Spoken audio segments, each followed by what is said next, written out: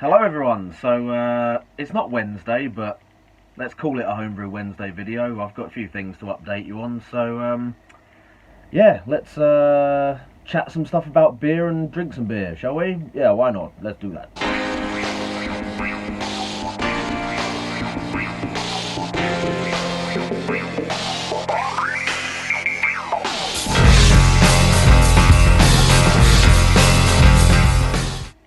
Yeah, so a few things been going on recently that there may be some videos coming up about that hopefully you'll be interested to see. So at the weekend just gone, I was down at Brewhouse and Kitchen with the Bedford Homebrewers. We were brewing our community brew entry for BrewCon Leeds, which is coming up in July. So those of you who are in brew clubs or whatever may be aware of this already, but for those that aren't, BrewCon Leeds is basically the northern edition of BrewCon that's been run this year for the first time, and as part of that event they are running a homebrew competition specifically for homebrew clubs, collaborating with local breweries. And yeah, basically the idea is that you have to get your club together with a local brewery, professional brewery, and collaborate on a brew. They can brew it either at their brewery or with one of the home brewers on their kit. Either way, work together on the recipe, do the brew together, document it, send it into the competition, and then they will all be judged against each other. So Bedford Homebrewers are working with Brewhouse and Kitchen Bedford, and specifically with Richard Cook, who is the head brewer there, who's a top chap. Cheers Richard for letting us basically come and piss about on your equipment and keeping us well watered during the event as well. So yeah, we're brewing a beer with him. We're doing a peach Berliner Weiss, which was a new sort of style and method for most of us, including Richard himself. So again, kudos for being willing to try out something new that he has to make on a scale that is hopefully going to sell in the pub. So yeah, that's really cool. That was really fun. There's the video coming up on that, so I won't give away too many more details about that.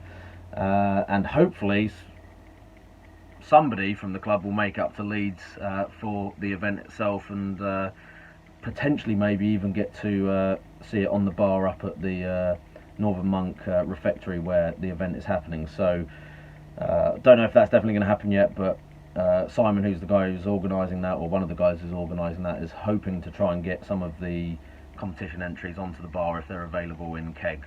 So that would be really cool. Yeah, so that was the main thing that's been happening recently. Like I said, there'll be a whole video of the brew day process and everything going on. So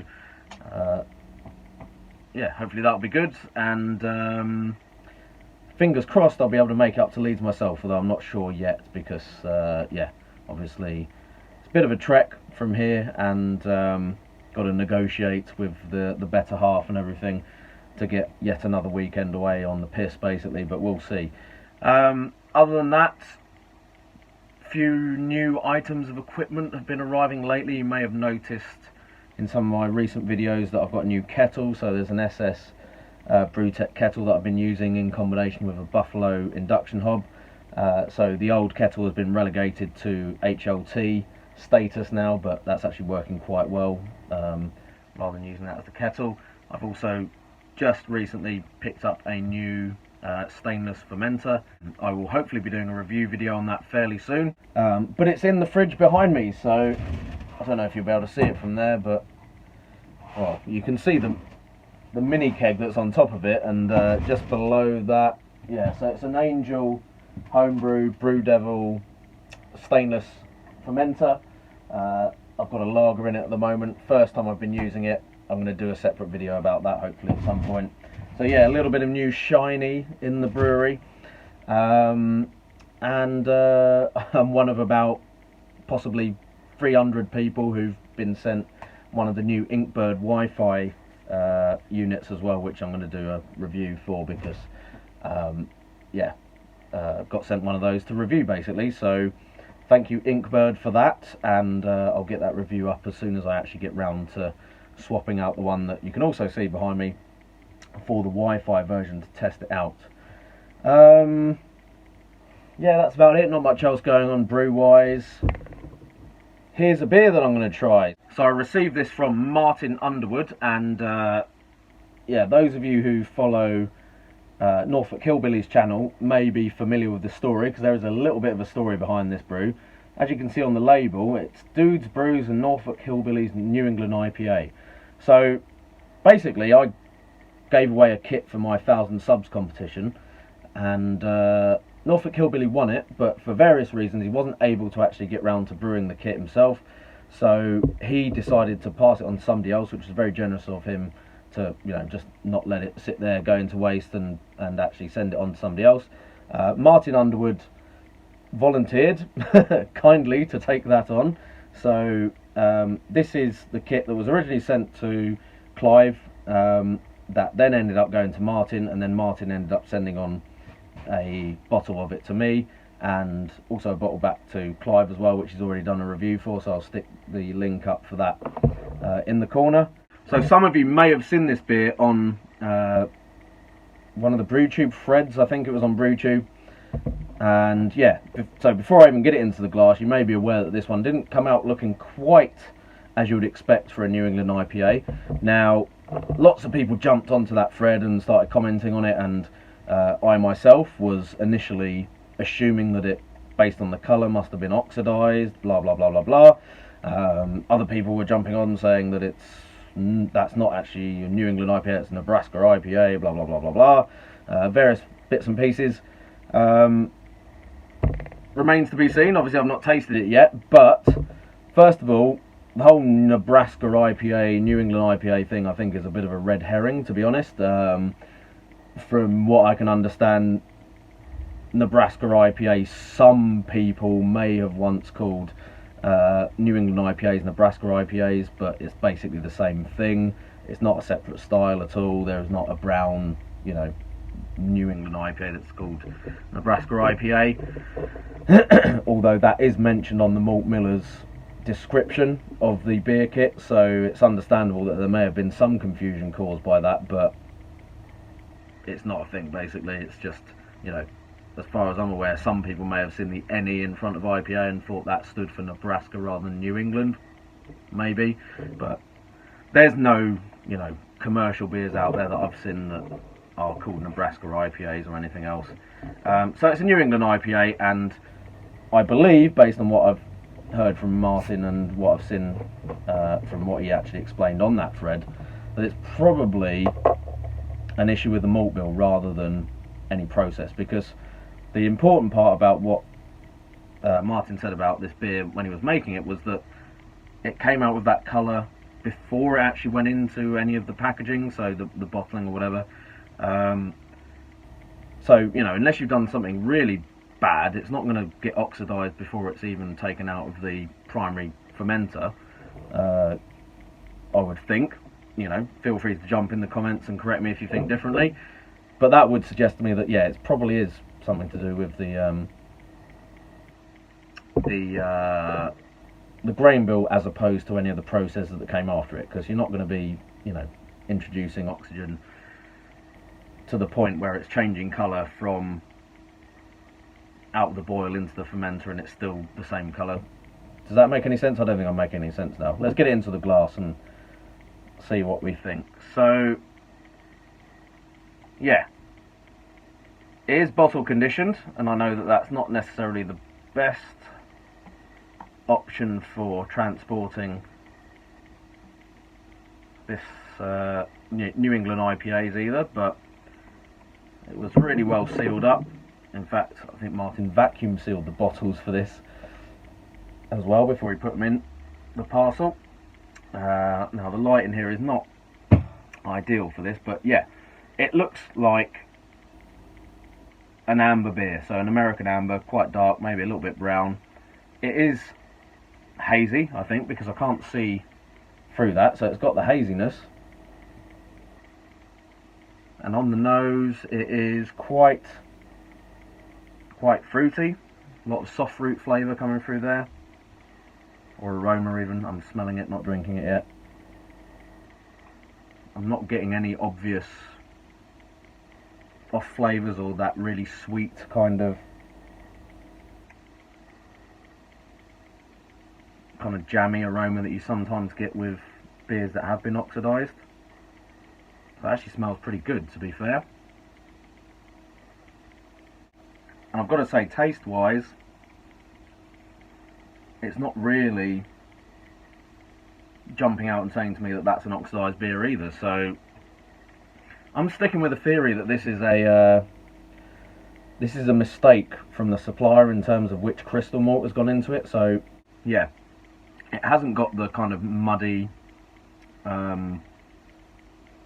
mean, some people say it tastes cardboard like. I've never really got that kind of cardboard flavour from an oxidised beer, but for me it's more the kind of sort of very sweet, like I said before, kind of slightly jammy kind of flavour. And I don't think that's there really. I mean, if there is any sweetness, to be honest, it's more of a caramel kind of crystal malt thing, which again would kind of make sense with the colour that's coming through on that. Mouthfeel is quite full-bodied. I'm not getting any obvious off flavours off of that, so although visually it definitely doesn't look right for a New England IPA, flavour wise it's okay. It's not I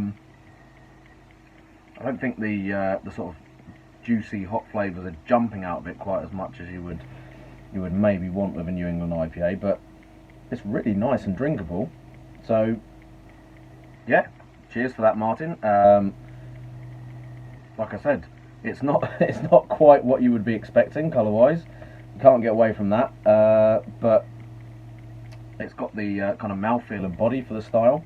Aroma could be punching a little bit more, but you know, again, I think having that, what I suspect is the darker crystal in there, is kind of confusing the issue slightly, because it's got more of a malty taste to it and more of that caramel sweetness.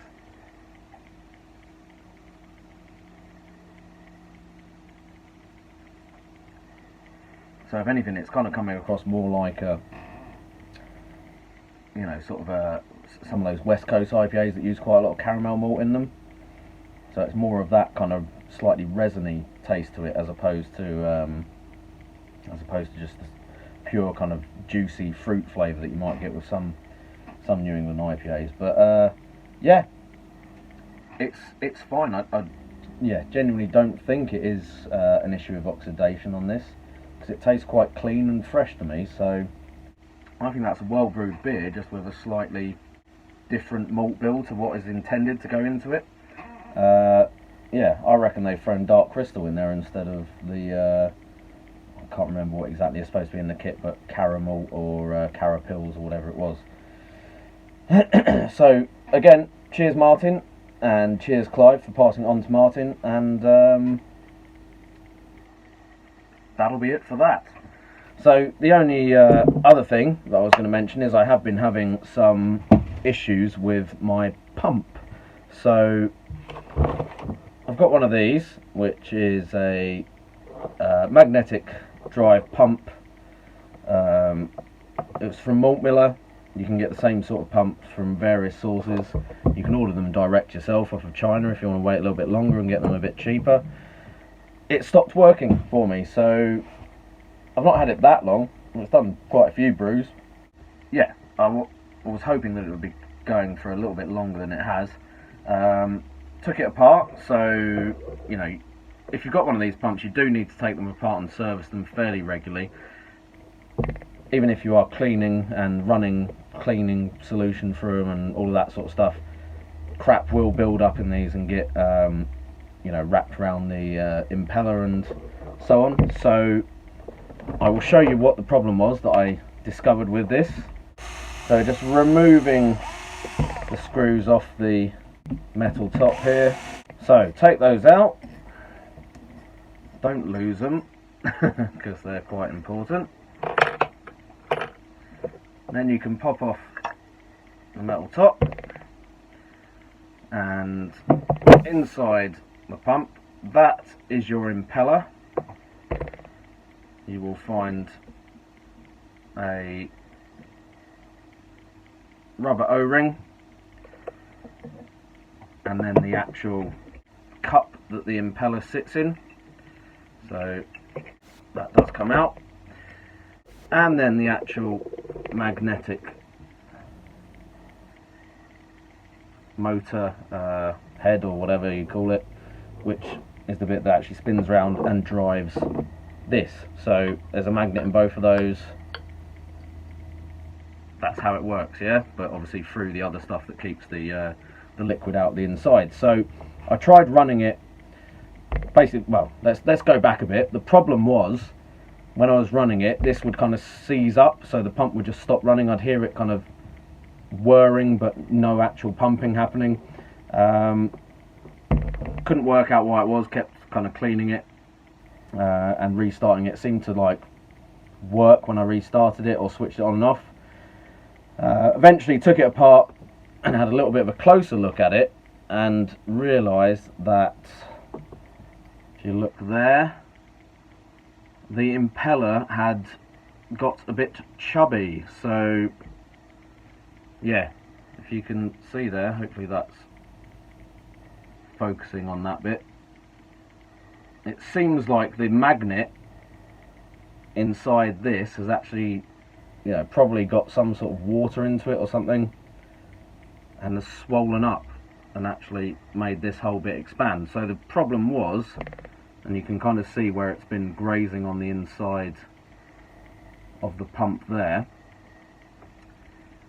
that although it looks like it will spin freely in this, it's when it's got the cap on and the pressure on it, it's basically seizing up because this is swollen up too much. There wasn't really a lot I could do about that, apart from contact the people who I bought the pump from, which was Malt Miller, and say, you know, have you got any spares? Because I don't really want to buy a whole new pump because the impeller's knackered. And very kindly they said, yeah, we have got a spare. If you've got an order that you want to put in, we'll chuck it in with that. So many thanks to Rob at Malt Miller and the rest of the guys there for finding me a spare impeller to fit the pump. You know, he basically saved me having to buy a brand new pump, because I couldn't find anywhere else that you'd be able to buy these parts separately. And that should be a straight swap and it'll work. We'll see. So Malt Miller, top service. I do find that they are one of the most reliable and best companies for customer service when it comes to buying homebrew related stuff. You know, they're not the cheapest, but you pay for service sometimes, and with those guys, if you want to, you know, make sure that something gets here on time, or something that I can rely on, they're the guys that I would go to. So again, thank you very much. Cheers for that. Hopefully this will get the brew pump back up and running, and you'll see it operating on the next brew day video. Right, I think I've been rattling on for ages now, so we'll leave it there. I've got to finish this beer and then put this pump back together. So cheers guys, and speak to you soon. I'm the dude. So that's what you call me, you know? That, or his dudeness, or Duder, or, you know, El Duderino.